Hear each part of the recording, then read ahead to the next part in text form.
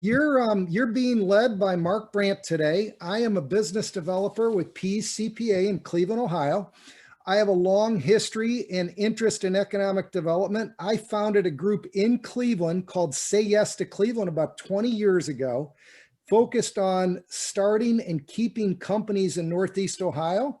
And out of that, I got to know many of the folks that are at Team Neo today, and I'm really proud of the work that they do. And I'm really proud of this project that we're going to share with you today.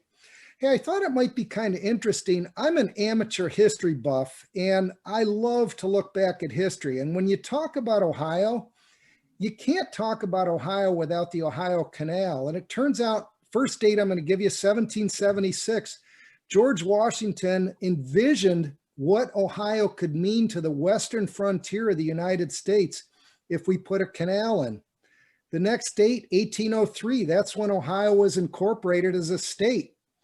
The next date I'm going to give you is 1822. That's when canals were put in between Cleveland and Akron. And what I want to share with you is that Ohio had wheat, corn, coal, flour, whiskey, pork, and timber, but it cost $100 a ton to get it to market.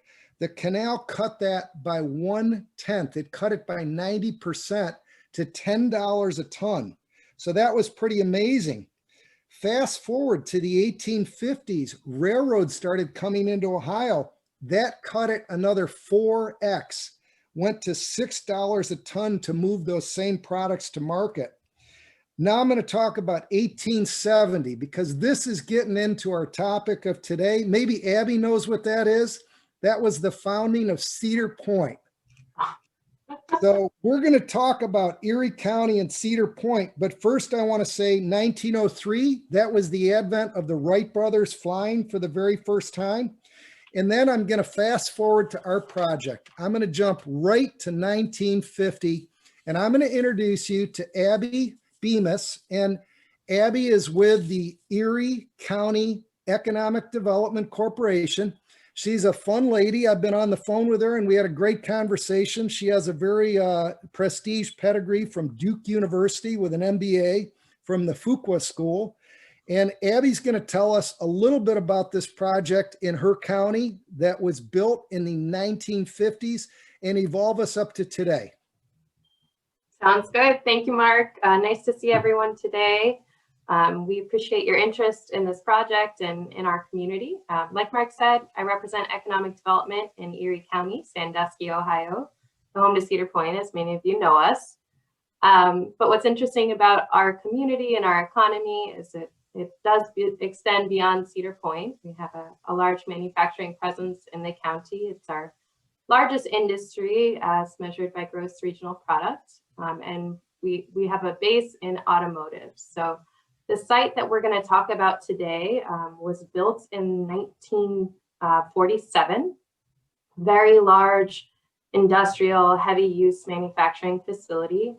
It's currently standing at 1.3 million square feet. So it's a big building. And it has had a really important role in our community for decades. It's always been a great source of employment for our community. It has changed ownership a few different times, and I'm sure that won't be a story unusual to many of you on the call. Most recently, it was a Delphi plant in the 2000s. They closed in 2008, and it was purchased by a company called KBI, who operated out of that facility for several years, but closed in 2017. And they vacated the facility 10 years into a 25-year lease. So it left us with kind of an interesting situation on our hands. The facility had really deteriorated for several years, and it required a huge amount of investment to sort of bring it into modern times. So not surprising, a facility that old. It's not built like today's manufacturing facilities are built when it comes to ceiling height, docks, drive-in doors. So we had a problem looking at this site. How do we take this 130-acre site, 1.3 million square foot building, and ensure that it will continue to be a job-creating center for the future? And we were fortunate as a community that we had a team on the development table ready to think about how do we take a somewhat antiquated building into the future so that it continues to be a community asset. So most of our conversation today will focus on what is that building, what did we identify as challenges there, what redevelopment vision did we put forward, and how are our communities coming together to support that redevelopment vision. We do have some pictures of it, if it would be helpful to show those now, Mark. Thank you. Perfect. Great. I think we have a tech wizard here who's going to share screen. Awesome. Thank you, Kendra. So just for context, everyone, this is what a 1.3 million square foot building looks like. If you don't have one in your community, and you can see just the varying heights of that building as it was built over the decades. And next slide, Kendra. This was sort of the situation that we were left with back in 2017 when the former company departed the building. You could tour that building and literally find coffee cups with coffee still in them. It's like the business turned off that day and not a thing was done to the facility to clean it up or get ready for a next user. So if you advance one more, this is what we want to talk about today. The development team has come together with our community to think about how do we ensure this site can compete in today's economy. What sort of new construction do we need to do? So in this diagram here, the orange section of the building, we're actually proposing to demolish to create two independent structures as opposed to a 1.3 million square foot building. We would be left with two buildings, one about 300,000 square feet in the green and one about 575,000 square feet in the blue. We demolish a lot of ancillary buildings, obsolete structures, definitely some office building that you see towards the front in the orange again, which would be removed from the site. So there is a lot of work outlined in this picture. We're looking at least a $20 million investment to bring this to life, but we know that the two buildings that would be left would be highly competitive. And I see Hans Rosbach on the call. One of the most competitive things about this building is its power capabilities. So that's a large part of what's motivating us for this redevelopment vision and how we could better accommodate modern manufacturing uses. And you can see the main substation in the back, and behind that, it's not labeled, but there's another power substation behind that as well, correct? Correct. Well, we're very close to some Ohio Edison facilities, yes. And yeah, what you're seeing on the screen is the customer-owned substation, and then a little bit further to the west is our own substation switchyard for the Sandusky, Erie County area. And this is not a little bit of power. This is a lot of power. I am a neophyte to this, and that's why they asked me to moderate. An average site might have a half a megawatt. A big site might have 5 to 8 megawatts.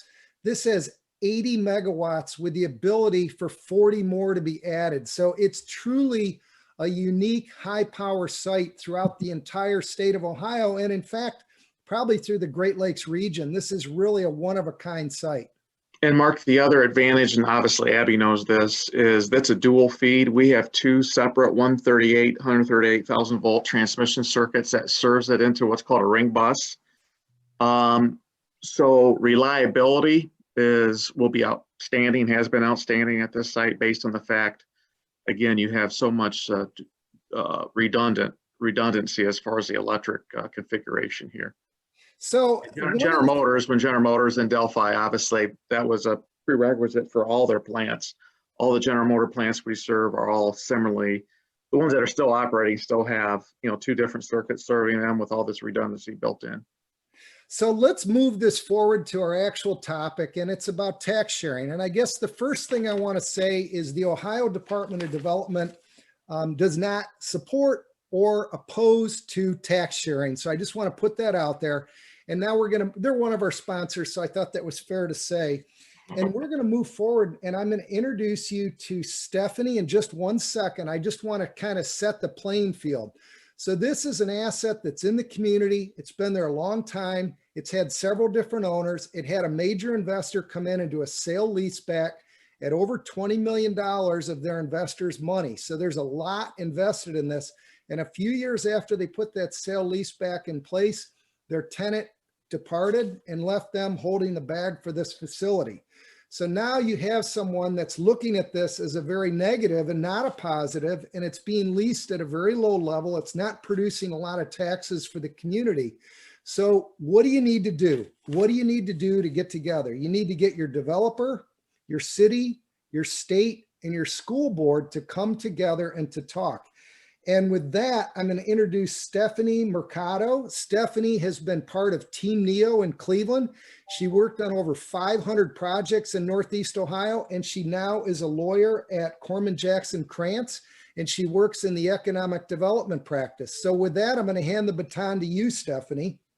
Great. Thanks, Mark, and apologies for whatever happened to my camera between technical check right before the presentation started and when this turned on. I guess after almost a year of doing Zoom meetings, this is when my camera decided to have a malfunction. So my apologies.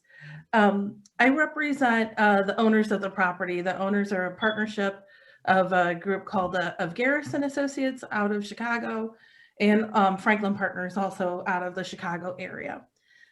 In 2017, when KBI vacated the building, as Mark indicated, that my client was left with owning a property that didn't have a source of income coming in. And after the past 3 to 4 years of aggressive marketing and identifying more than several leads who are interested in the property, they're still in the same position that they were today than they were when KBI vacated. There's not any type of long-term anchor tenants in the building, simply because the building is not leasable in its current condition. Not a significant amount of improvements have occurred to the facility since its original construction. And after working and marketing on several leads, the ownership group made the decision that they needed to start to consider speculative investment in the facility in order to have a product that was marketable. And going back to our some of Jay's comments where he said no product, no project. This is the situation that we're in at this point in time with a facility, based on the access to talent. And as we discussed, the amount of available power that makes the site a very unique asset and has the ability to attract heavy power end users in, we feel that we have the potential of a great product, but it's just not in the condition right now. So the development team assessed what the cost of redevelopment would be and improving a lot of the base building systems, effectively getting it to be that warm lit dry box that would be ready for tenants to move in. And then also compared that to what they anticipated to generate from a revenue standpoint coming in. And there was a difference there based on the amount of work that needed to go in the building and what the property could generate. And the ownership had worked with the local community, and the community had always been supportive in wanting to help the project move forward, but it was now at this point in time about determining what the right financial tool was to help support the project from a local perspective. We identified that the appropriate tool to help this project was a 41 TIF. As you know, tax increment financing redirects increases in property tax revenue back to a project for a negotiated rate and term. However, most TIFs in Ohio would only apply those TIF proceeds to public infrastructure improvements, with the exception of the 41 TIF. A 41 TIF is specifically designed to support urban redevelopment. So in addition to public infrastructure, it allows to also redirect that revenue back to offset private private investment in the property. If you saw the site plan and kind of an overview of the site, there's not a lot of heavy road work that needs to go in, not a lot of utilities that need to go in. It really is the base building components of the building. And so, so that is why we identified the 41 TIF as the appropriate economic development intervention to support the project at the local level. The issue with identifying that as the tool is that 41 TIFs are only available to be authorized by a municipality. And our property right now is not located in a municipality. We're located in a township. We're in Perkins Township, and it shares a border with the city of Sandusky. But that was our question that we had to bring to the table in terms of identifying a 41 TIF as the right tool, and working with both Perkins Township and the city of Sandusky to work collaboratively to help us figure out a path of how to offer that to the project. Stephanie, I think that's a great point to pause. Is that okay? Absolutely. Great. So listen, I want to set the playing field once again. I'm going to introduce you to one of the Board of Education members, Jason Dunleavy. And Jason is a community resident. He works in the community. He has 2 kids that go to school in the community, and he's very active on the school board. I just want to share personally, Erie County and Sandusky is a massive tourism draw due to Cedar Point, but not just due to Cedar Point. Anyone that likes to fish knows this county quite well, because some of the best walleye fishing in the United States is right there in their county. And in the summer, the hotels are full, the rentals are all full. It's a very, very busy community. So it's interesting that people come from all over the country to visit Erie County, and they pay good money to do it. And here's an opportunity to really diversify the local economy and provide more than just tourism and, you know, that spot business that comes in during the peak season. And Jason, I'd really like you to share, from a school board member, what does this property mean to your community today? And what do you see the future and the possibilities being with a redeveloped property like we're discussing? Well, today this property to me is a diamond in the rough. It's got potential. It's got unique potential. That unique potential circles back to the amount of available power to market to a unique set of clientele that can bring their businesses to our area. So Stephanie had referenced a TIF. Now, a TIF is unique in the fact that it offers school districts the opportunity to establish a base of tax revenue. I think most folks will agree that this property is in decline and or it has decayed since the previous tenant has left. You've heard Stephanie and or Abbey speak to the new types of components that current businesses are looking for, such as taller roofs and things like that. So for the school district, I feel it's, and for me personally, I feel I have an obligation to our taxpayers to protect the tax base. And a TIF gives us an opportunity to lock in that base for an agreed amount of time, and it can't go down. Now, I don't want to perpetuate myths, but I do feel strongly that it needs addressed, which is there is that myth within the community and some taxpayers that a TIF gives away tax dollars.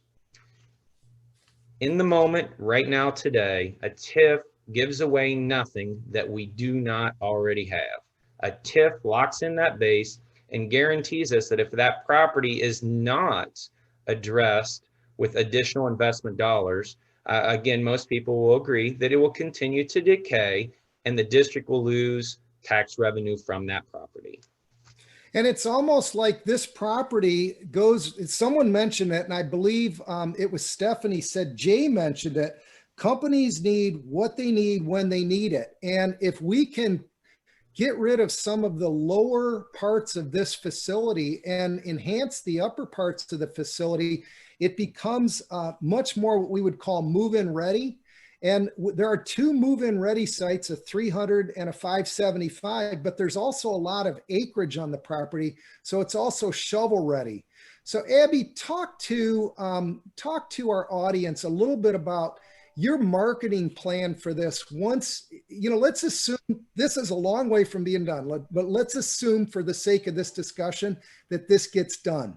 Will you talk about who you would market it to? Sure. And I completely agree. Thinking about this site and the earlier comments from our presenters, he kept using the phrase like certainty, simplicity, speed.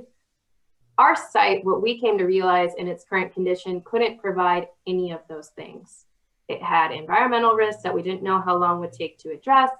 It was not simply occupied, and really speed to get to a modern use, unless you needed the full 1.3 million square feet, would not happen. So we're really trying to be proactive about addressing those things, because we couldn't agree more with that sentiment that that's what companies need today. So strategies, once this project is completed, which we hope will be done in 2021, we have always relied a lot with our partners at Team Neo and Jobs Ohio. We've talked about the uniqueness of this site. Both of those regional entities know the uniqueness of this site and the potential job creation it could provide to Ohio and to Northeast Ohio. So they are big allies of ours from a marketing and business attraction standpoint. And then the power components of the building, the developers will utilize some really specific brokers to target, say, high technology based firms that have a market reason for that kind of power capability. Perfect. Stephanie, talk a little bit about the investors and what the conversation's like. They've already got a lot put into this property. They're talking about putting a lot more in this property. What's that conversation like with the investors? They are excited about the opportunity to redevelop the site. Clearly, there's risk involved with investing over $20 million without any type of committed end user on the site at this point in time. However, it is a risk that they're willing to take on based on their prior experience and really based on the support of the community in helping come up with a solution that can help the project move forward. Really, without the community support, they would not be investing their money on the site.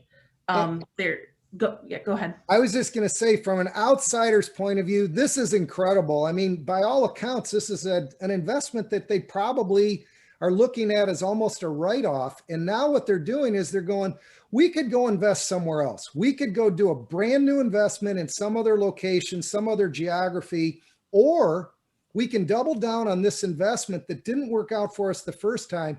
But we believe in this community so much. There are great highways that access this site.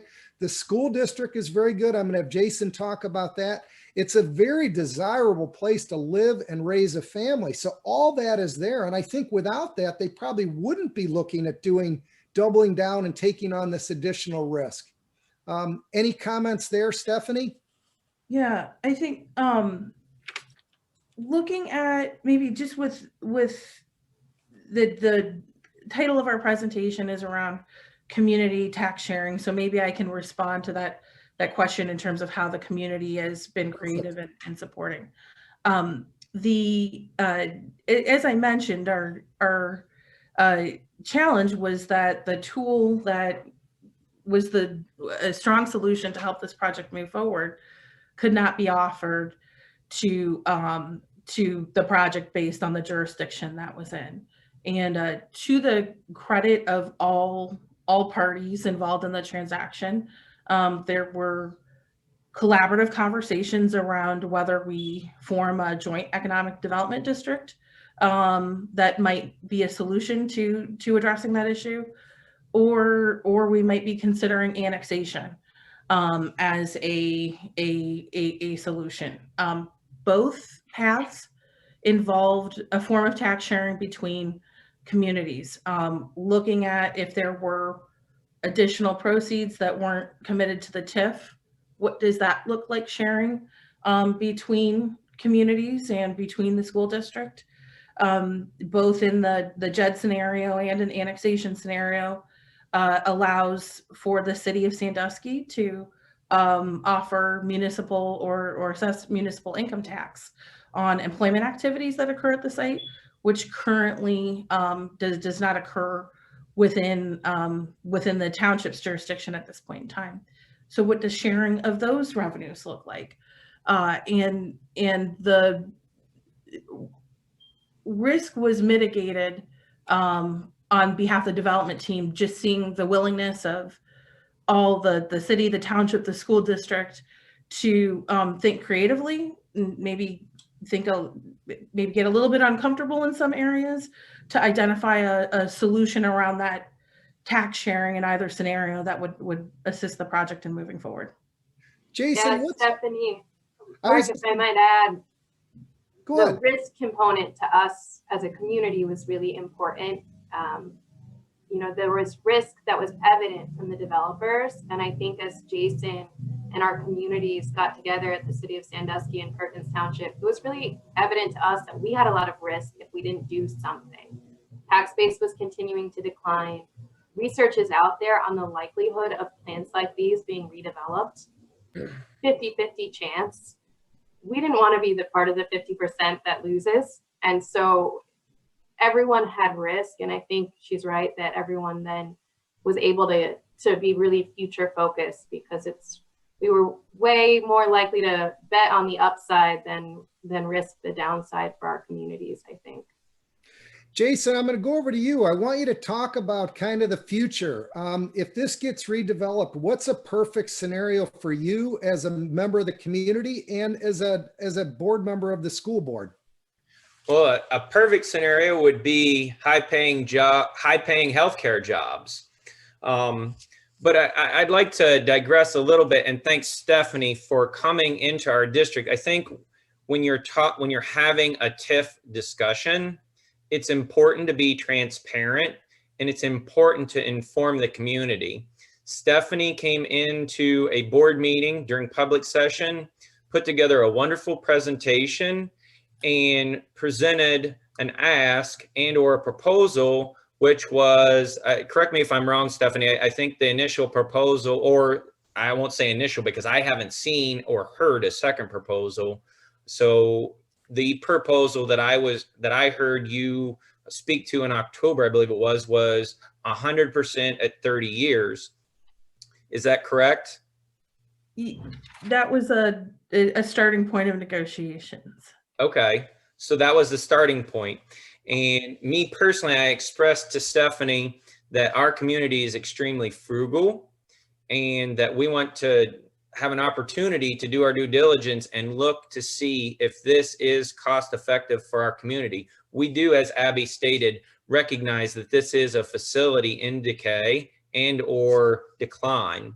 So for me, it's doing that due diligence, weighing all the options and hoping that the optimum outcome is high paying healthcare jobs and a point of light in our community that allows for diversification, which you referenced as far as job types.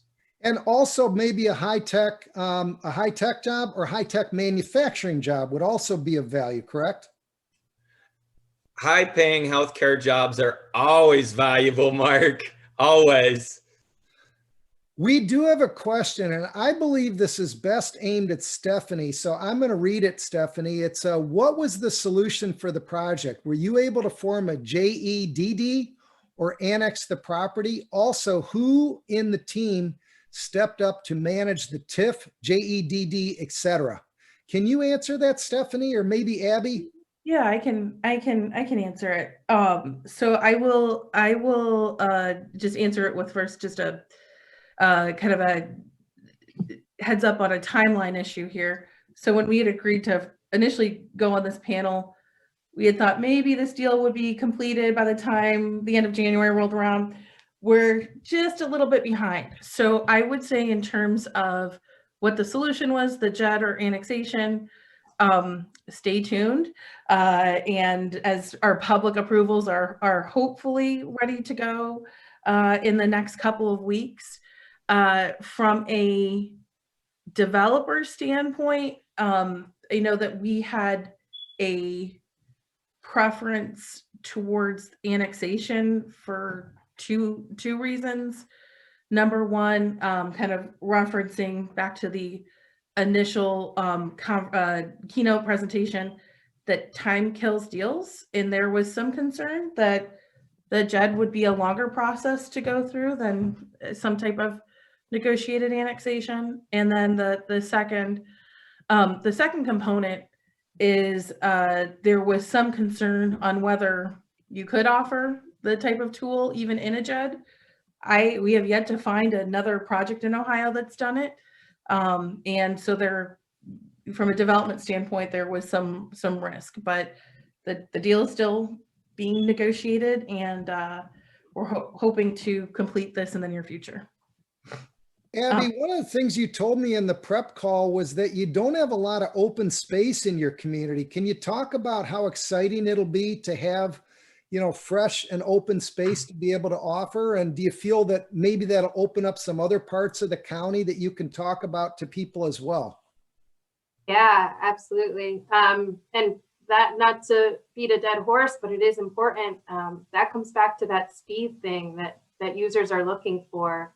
So as a community, we have no large available industrial space.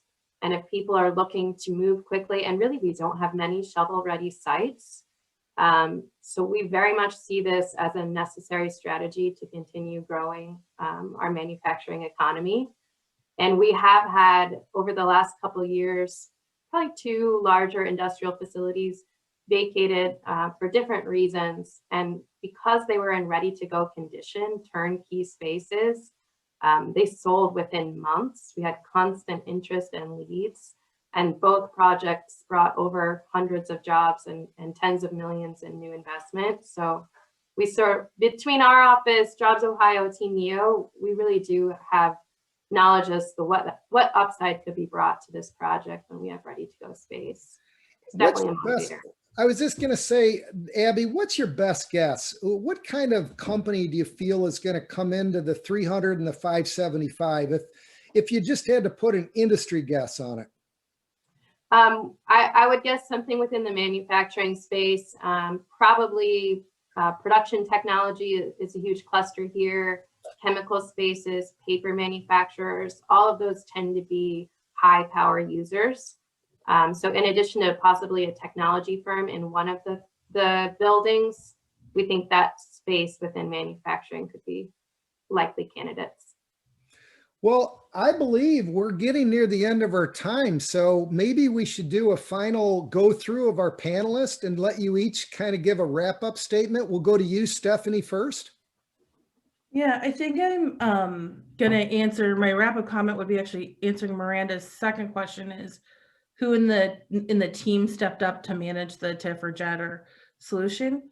And it was truly a collaborative process. I think the key to negotiating any type of community tax sharing process or collaborative agreement is first developing a consensus that it's a critical project to move forward. All parties identified that and made it a priority.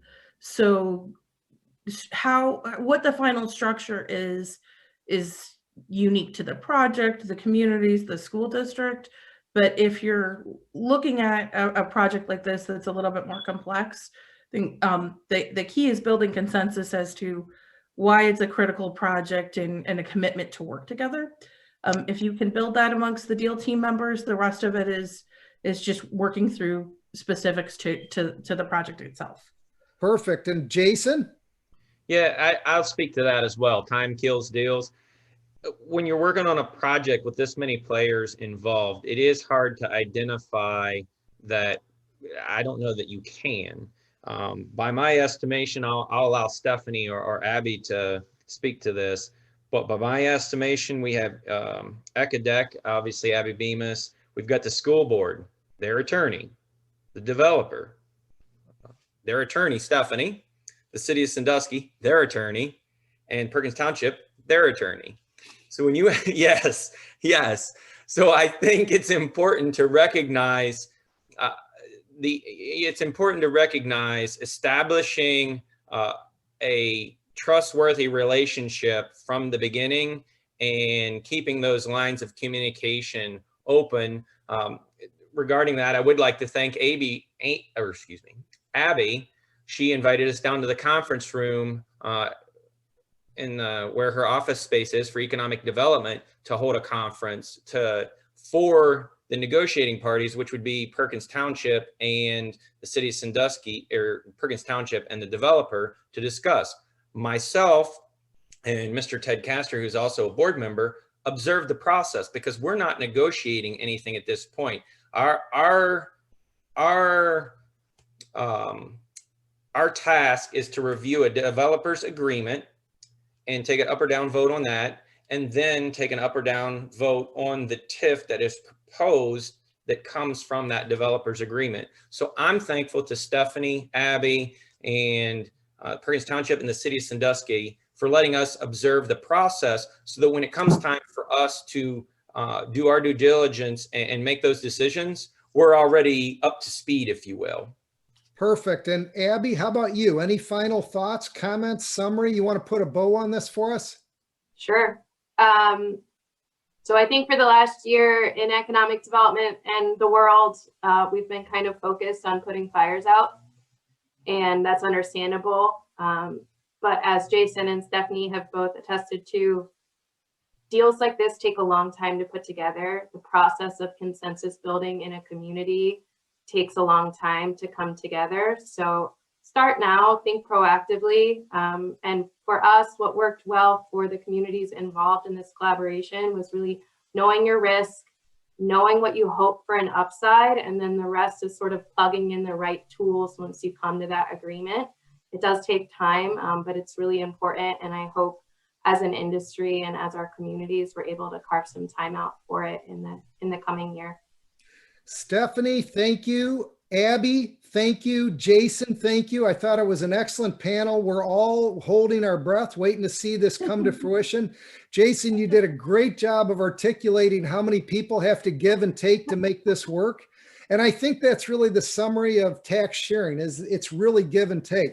And I have one final comment to say. I'm going to interrupt you, Mark, and say thank you for moderating a wonderful conversation with this panel. I appreciate your due diligence and highlighting some of the things that are wonderful about Northern Ohio, especially Erie County. Thank you. You live in a great place, and I do spend my summer over your way. So it's coming. We're glad to have you. It's coming from the heart. So thank you.